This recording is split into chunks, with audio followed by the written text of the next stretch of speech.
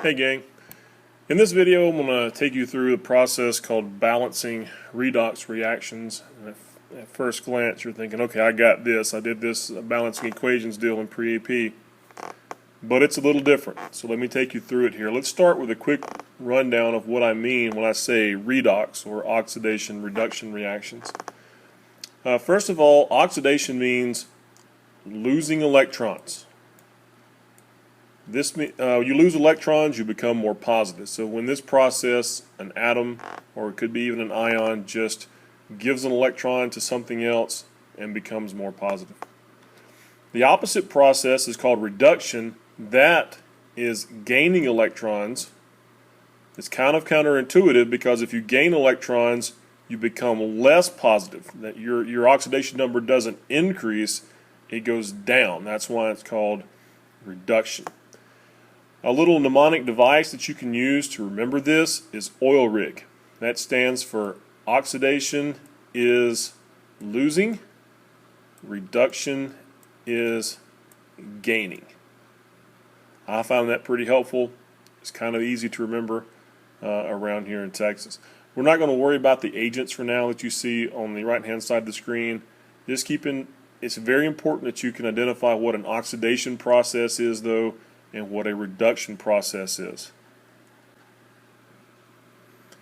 With that in mind then, let's look at how to balance a redox, some things about it that make it unique. How is it different from regular balancing? One of the things that make this kind of unique is that sometimes to do electrochemistry, we need to know exactly how many moles of electrons are involved. In other words, if we were going to write a chemical equation, we would have as a product and a reactant a certain number of electrons that have changed place. Look down here at this example later on the slide. If you just look at this, I know that aluminum starts out with a 0 oxidation number and it goes to a +3 through the process of oxidation reduction. Now, think to yourself, which process is that? Oxidation or reduction? It's oxidation, because you become more positive. And you say, well, how do the number of electrons fit into this? Well, how many electrons did aluminum have to lose to make this happen? And the answer is 3. So we would have over here a +3 electrons. Now, these don't usually show up in the equation because normally when you balance, these electrons have to be the same on each side. Like over here, that means the silver also has to gain 3 electrons. They can't be imbalanced. And now common sense tells you that if you have 3 electrons on each side of the equation, well, they're just going to cancel out. So most of the time when you look at a reaction, you don't see them there because they're canceled out. Then why is it important to know them? Well, there are equations that you'll see later in electrochem. If you want to do, let's say, find the Gibbs free energy, which is a thermodynamic property of an oxidation reduction reaction, there's an equation where you have to plug in the number of moles of electrons. It's also involved in electrolysis. If you want to like chrome plate some iron that you have to know exactly how many moles of electrons are involved in the reaction so you can do the stoichiometry. So this becomes, like in this example down here, the fact that it's 3e, 3 electrons, becomes very important. Another thing that's different about balancing redox is that each process can be treated independently. Now, they're not really independent totally because you can't have one without the other, but usually we can look at one process at a time. That's called looking at half reactions. Like a half reaction would be just the oxidation process. So like back to this example down here, the aluminum going to aluminum +3 is 1/2 of the reaction. And think of it taking place in steps. The aluminum loses its 3 electrons, and then the silver is going to gain 3 electrons. In reality, it kind of all happens at once, but you can think of it happening as independent steps.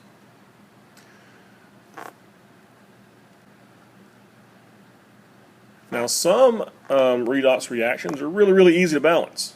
Here in this example, this is one from pre-AP. Our single replacement reactions are very, very simple redox reactions, and we didn't need to do anything special. We look at this one, we count the number of aluminum atoms. We have we have 1, and then over here we have 1 aluminum. We have 1 silver, but it's the nitrates that are different. We have 3 nitrates here, so I need to put a 3 there to balance the nitrates. In the process, that causes the silvers to get out of balance, and we have to put a 3 in front of silvers. So we just add coefficients. This one's very easy. Now, some redox reactions are going to require more effort because water, these are aqueous reactions, the water is going to take a part or take a role in the process. So the electrons are going to be lost by something being oxidized, but the water, or if not the entire water molecule, one of the ions that are produced from water auto-ionizes to make hydrogen as well as hydroxide ions. So those ions may participate in the reaction, sort of as an intermediate or a charge carrier, or just something that balances the charge.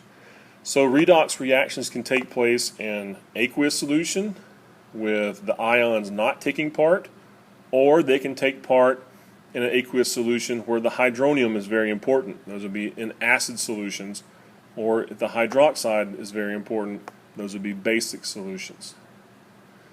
Let's go through what we call the method of half reactions, and we're going to start off with balancing in an acidic solution. As I showed you before, if it's just aqueous, like a single replacement reaction, it's pretty easy. But in this reaction here, we have permanganate plus iron 2, and we're going to produce iron 3 and manganese 2. So real quick, it's very important, can you tell what's being oxidized and what's being reduced? If you look at it, manganese right now has a +7 charge. Iron obviously is +2. Here it's +3. And then manganese over here is +2. So the first thing you have to do is identify the oxidation and reduction half reactions. What's the oxidation half reaction? It's the iron 2 going to iron 3. Then identify the reduction half reaction. Well, that's going to be the permanganate. Now we can't leave oxygen out, so that's why this becomes kind of a different type of balancing. Whatever the manganese is attached to has to come with it. So we have to write down the permanganate ion in its entirety. So that's step 1, identify the oxidation and then identify the reduction. The second thing we're going to do is balance any element that is not hydrogen or oxygen. In this example, that's going to be the iron and the manganese. So going back to our oxidation half reaction, is there anything here that needs to be balanced? And the answer is no. So we're going to leave it just like it is. In the reduction half reaction, all we have is manganese and oxygen, but we're going to ignore the oxygen. Does manganese need to be balanced? And the answer is no. So we're going to leave it just like it is. So step 2 is balance anything that's not H or O. In this case, there was nothing to do. Let's move on to step 3.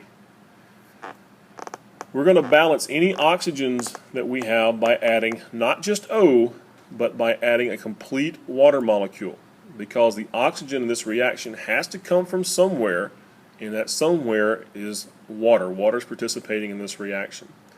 So starting with the oxidation half reaction, there's no O's, so we have nothing to do there. Just bring it on down. But in the reduction half reaction, there are some oxygens. So we're going to have to balance this by adding water.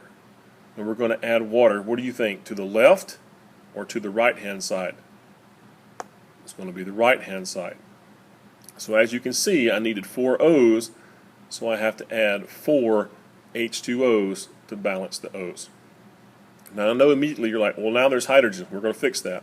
But right now, for this step, focus on balancing the oxygens by adding water.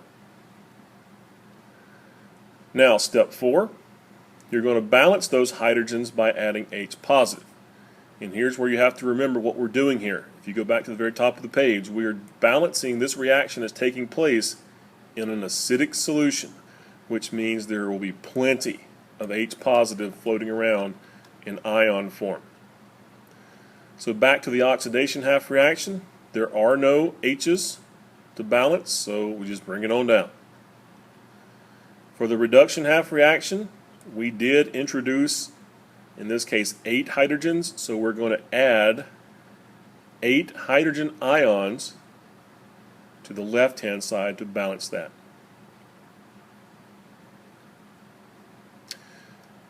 Now, we're going to go to step 5, and here's where it becomes really different from what you did in pre-AP, because in pre-AP, everything we did was neutral. We were very, very seldom ever, I don't remember any examples where we had to worry about the charges equaling. But when we balance equations, in pre-AP you learned conservation of mass.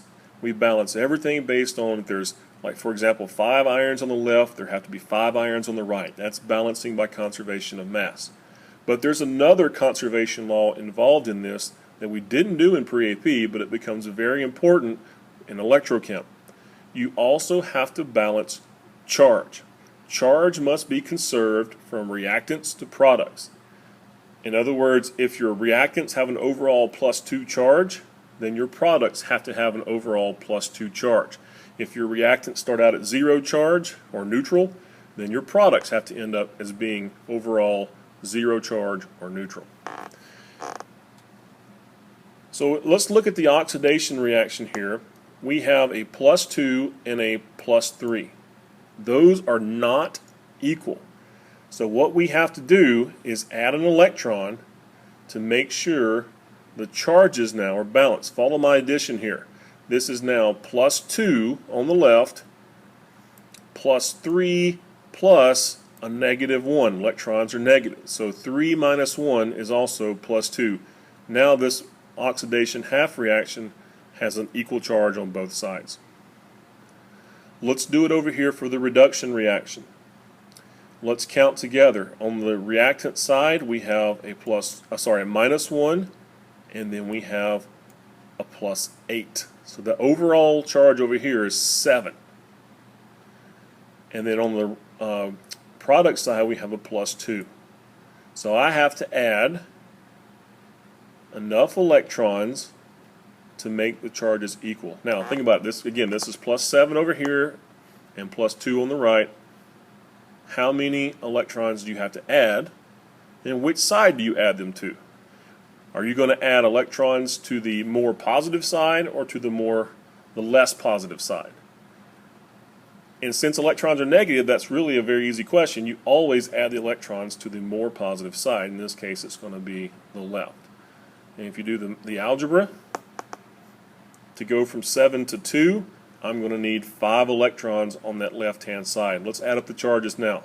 -1 plus 8 minus 5. That equals +2, which is what I have on the products. Step 6. Now we have to equalize the electron transfer by multiplying each half reaction by a factor. So this goes back to the previous slide when I showed you the single replacement reaction. And in that example, there were 3 aluminum, the aluminum lost 3 and the silver gained 3, and they canceled out. That has to happen here too. And right now, 1 and 5 do not cancel out. So I have to multiply the oxidation reaction by a factor of 5. So I'm multiplying the entire half reaction by 5 to make it 5 electrons. And I don't have to do anything to the reduction half reaction because there's already 5 electrons. And now my final step will be to add those 2 half reactions together. And you may want to, just for the sake of seeing this written, write these on top of each other. Put your yield signs on top of each other, and you'll see that the 5 electrons for the oxidation half reaction are on the right. The 5 electrons in the reduction half reactions are on the left. They will cancel out. You may just want to do that for a second so you can see that when you add them, the permanganate comes down, the 5 iron 2s come down, the 8 hydrogen ions come down, and the same goes for the products with the iron 3s, the manganese 2, and the 4 waters. The only thing that canceled out in this example were the electrons.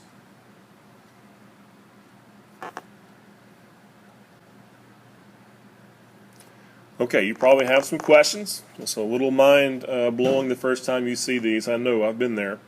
So let's take this second example. This is also an acidic solution, and we're going to work through it.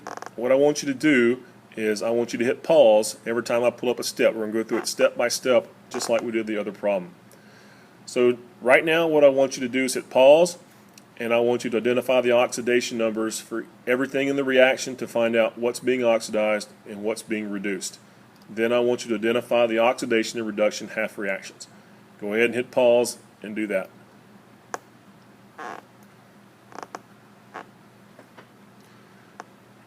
Alright, hopefully you did that and you found the oxidation and reduction half reactions to be these two things.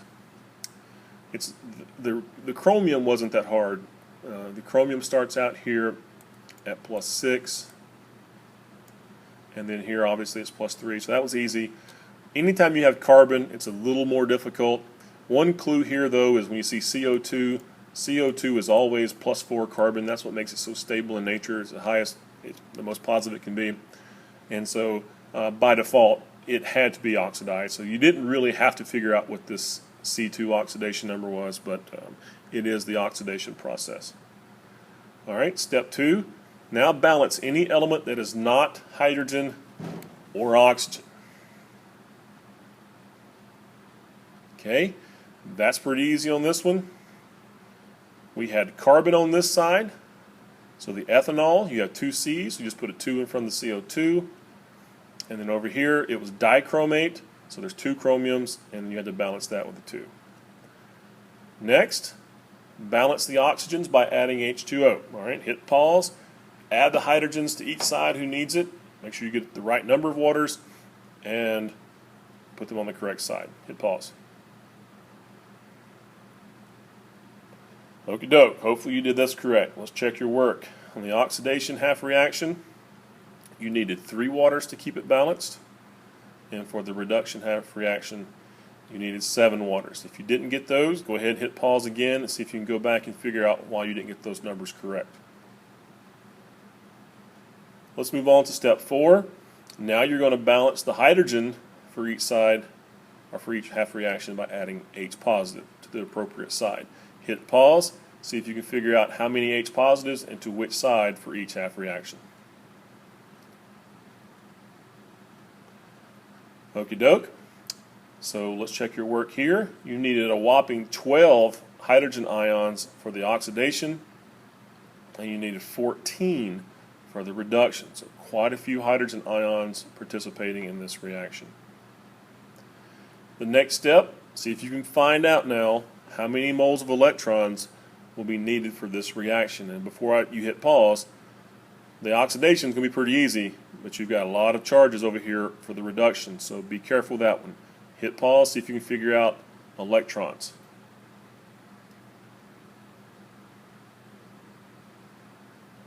Alright, check your work. Did you get 12 electrons for the oxidation process and only 6 for the reduction process?